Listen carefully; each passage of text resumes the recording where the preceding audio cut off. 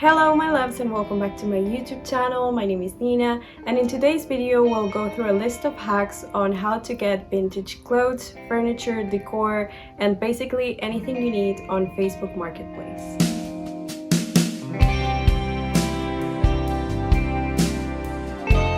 You might be asking why. Is it hard to buy things in there? Do I really need a strategy to find vintage items? And the answer is yes. If you want to reach your goal sooner, you do. There are millions of items getting posted every day, so you need to make the most of the time you spend there. That is why today I will be talking about the secrets I use for getting into Facebook Marketplace so that you get a sense of what that's like. What I look for, what I avoid, how to stay safe while meeting people, and much more. These hacks work the same way for anything you need. Clothes, furniture, decor, miscellaneous random stuff, you will likely find those things on Facebook Marketplace. The only important thing to know is that if you are getting furniture, you will likely need either a car, a big car actually, or someone you know who has a truck and that is also willing to drive within the next 1 to 3 hours to pick that item that you just negotiated with the person. I've seen extremely random stuff in there, so it might save you whenever you're looking for just a random item. I took note of 12 secrets I've learned by using this platform, not only while buying things for myself, but also when purchasing about 90% of the items I've needed for theater productions. So far, it's been perfect for me, and I would even say that it's the ideal first stop for curating your algorithm if you're just starting with a vintage anything.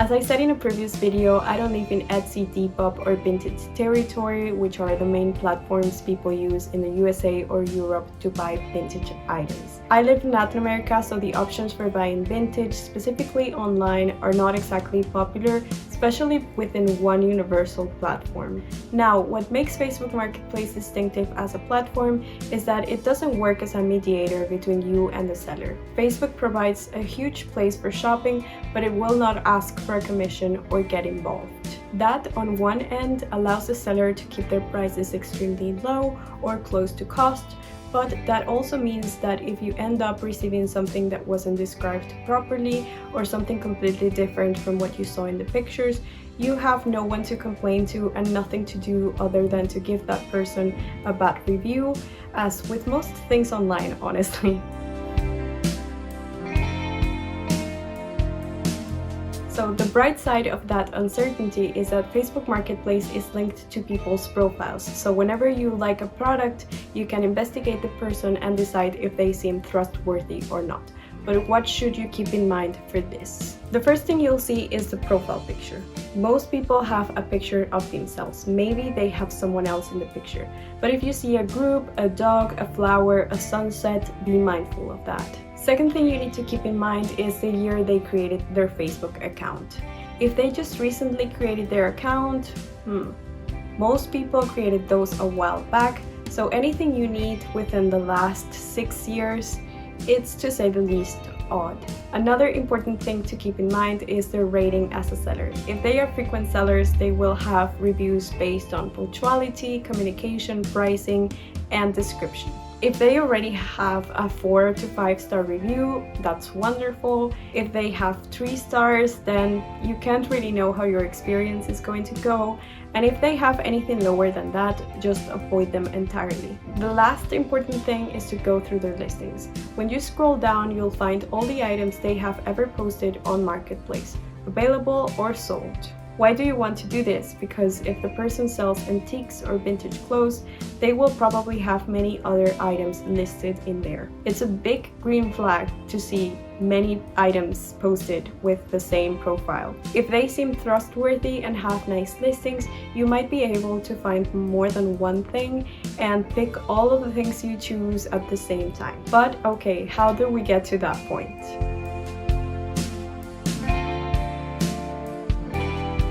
Don't just search for items. For the items with terms like vintage, antique, retro, secondhand, pre-owned, classic, If you apply this to anything that you search for, you will keep a wider range of options, especially because many people don't know what they're selling.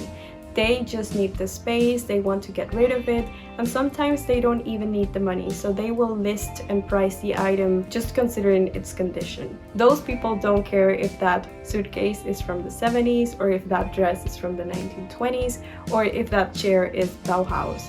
They just want to get rid of it, and you don't want to miss on those people. Then you can walk through decade-specific terms like 40s, 60s, 90s, mid-century, Art Deco, Victorian. Those items will probably be higher in price and most times better preserved. The sellers who list items using these terms want to sell to people who know what they're buying and why it's valued at that price. If you're looking for clothes, you may also want to search for the term vintage bundle, as some people don't want to bother listing separate items at the same price, or they just want to sell the whole thing altogether. If you're looking for furniture, you may want to search for terms like Brazilian rosewood, mahogany, bronze, marble, or just any materials that aren't common on modern furniture. Does this mean that you will have to spend more time scrolling down? Yes, at first, but when you have curated your algorithm, it will only take 60 seconds of checking what Facebook suggests on the Explore page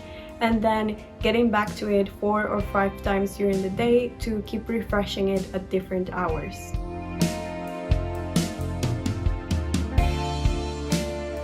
We all know that these platforms are tracking our information. It's nothing new or even surprising at this point. Meta also includes apps that are very good at capturing whatever we search for, and in this case for very good reason, because the algorithm works amazingly well. Of course, they just want us to buy their stuff, but we can use that to our advantage. So how do you curate your algorithm? Define something that you want to search for, let's say retro carpet, and put that in the search bar. Sometimes you just need to search for the item once and scroll down a bit, and maybe you don't find anything, but next time you go into Marketplace, Facebook will start suggesting either retro carpets or retro things or just carpets. Anything you like or aren't sure about getting, save it. Maybe it doesn't work for you or your home, but if there's something that caught your attention, save it. If it's titled antique lamp, maybe next time you get into Facebook Marketplace, it will start suggesting either antiques or lamps. It works the same way with anything you do, so do start building the thing. Maybe right now you don't want a lamp, but you will want it in a while, so why not just save it right now and keep it in there. Maybe you will start seeing different items within the lamp section and you will want or find something that is perfect for you. Even if you don't want to save it, if it's something you like or it's something that is clearly vintage, go through the pictures and let Facebook know that you're actively interested in that search. At some point, anytime you go into Facebook Marketplace, you will have a curated feed that will show a variety of vintage items. And that's exactly where you want to get, because sometimes the best findings you're going to get through the Marketplace Explorer feed and not through the searches.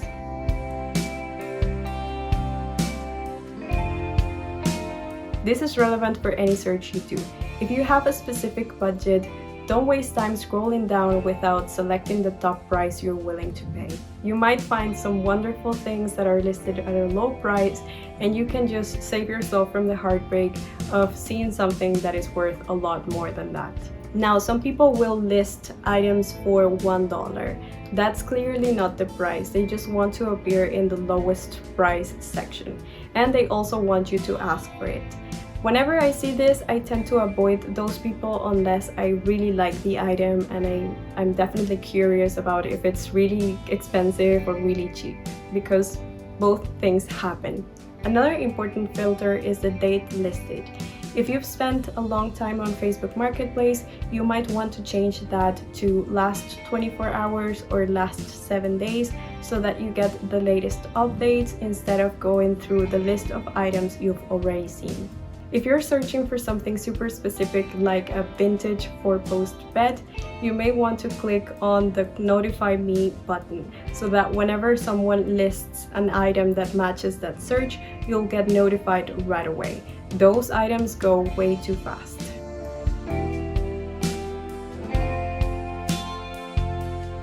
I've found that changing devices to make the same searches makes a huge difference in the listings that appear. So after a while of searching for vintage dresses on your phone, you will see the same list of unsold dresses plus some 3 to 4 new listings, but nothing more. If you feel stuck, change devices and make the same search and you'll likely find a different listing of things. That same thing goes with like cleaning caches and cookies and whatever it needs to be cleaned on your computer, on your Facebook, on whatever, so that the lists don't just keep as the natural list that will appear when you search for something.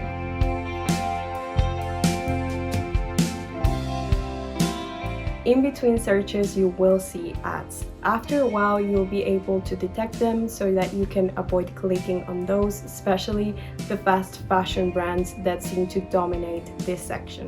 On the other hand, what's amazing about the ads is that when a garage sale or a state fair or a thrift store or any company that wants to pay ads to sell vintage items like the ones you search for frequently, you will find those stores as ads as well. I've found my favorite physical or online vintage stores because of the ads, so it's something that I keep dear to my heart and that I always suggest from curating your algorithm, because you're also going to be helping someone out that is just trying to build a business around what you're also passionate about. And I've made a ton of friends this way as well, which is the coolest part about buying vintage stuff.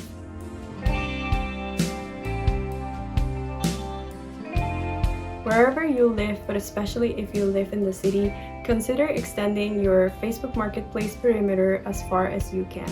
I found the best vintage items outside of the city, or at least a train away. And when you find an item that you like, check the map that appears on Facebook Marketplace to get a sense of how far they are and if it's convenient for you.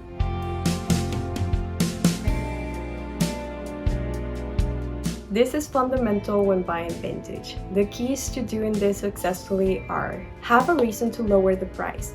Maybe it's because the furniture has a scratch, or if it's a dress, it seems homemade, or it's missing a button. It might be because you consider the item to be less valuable, but even if you don't tell the seller, know the reason for why you want to lower the price. And that being said, don't offer 50% off the price. Always be reasonable. Now, it's not always about lowering the price. Sometimes negotiation on Facebook Marketplace is more of a bid. The seller puts a low price with the intention that buyers who know that item is unusual will offer more. So if it's something you oddly see, know that you're not the only one asking for it. Try to bid for it. If it's cheap, go with an offer that is as high as what you're willing to pay. That happened to me with a penny lane coat. I hadn't seen a ton of penny lane coats as the one that I wanted, and I found one on Facebook Marketplace that was listed at $10, I think, or even less than that, and it had beautiful embroidery. It seemed super warm, and I just knew that people were going to be offering more than that, but I didn't offer more, and boy, do I regret that. I should have told the girl that I was willing to pay 3 times the price, because I knew that that was unusual, that you don't find a penny lane coat like the one I was looking for and in my size. So yeah, I didn't learn my lesson back then, but I do now. If you see something that you hardly ever see, think if it's worth offering a little bit more.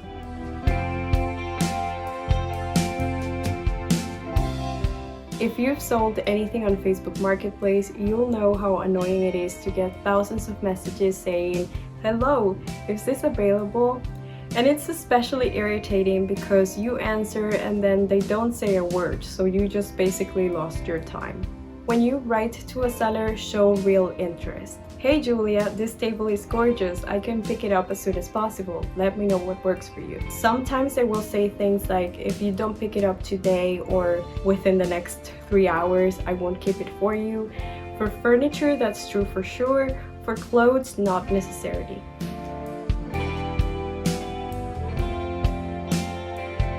Avoid anyone who has a bad picture of the item. Nowadays, it's not hard to get a good camera, and most people have a sense of how to take a picture to make the item look good. Good doesn't mean aesthetic. It just means that the color is super clear in the picture, that you see the item in different perspectives, that you see the full item in at least one picture, and sometimes it also means that they included the measurements in the picture, which is just heaven for those people. Avoid items or brands that you see way too often on Facebook Marketplace. Sometimes you'll see the exact same coat or the same pair of shoes or a particular design of a table getting sold by multiple people. That usually means that it's not good quality, it's not practical, or there's just something about it. So if you spot them, big no.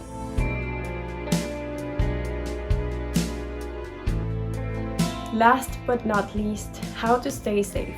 I can tell you, getting anything from this platform is an adventure.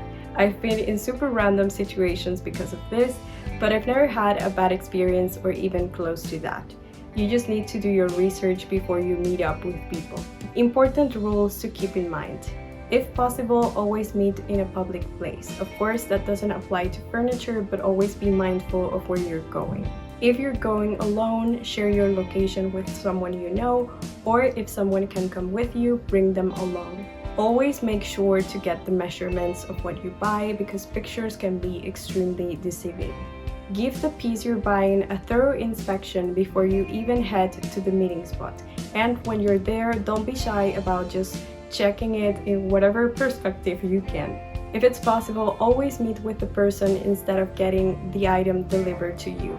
And when you have confirmed that everything is okay, do the payment in their presence. That was super long, but I hope it was helpful for anyone starting this journey. I've met extremely cool people because of this, and I've gathered wonderful stories, especially from the elderly ladies who have sold me anything in there. It means a lot to get something that you can tell was deeply loved and appreciated. I would highly recommend getting into the whole Facebook Marketplace way because that's how you gather most stories. You know how many people have owned the item before you, so yeah, it's better than the thrift store sometimes. Just taking off all the online time that you need to put into it. But I definitely have had wonderful stories and have met wonderful people because of this. Thank you so much for being here and see you on the next one. Bye! But they sure got some cuties incorrect.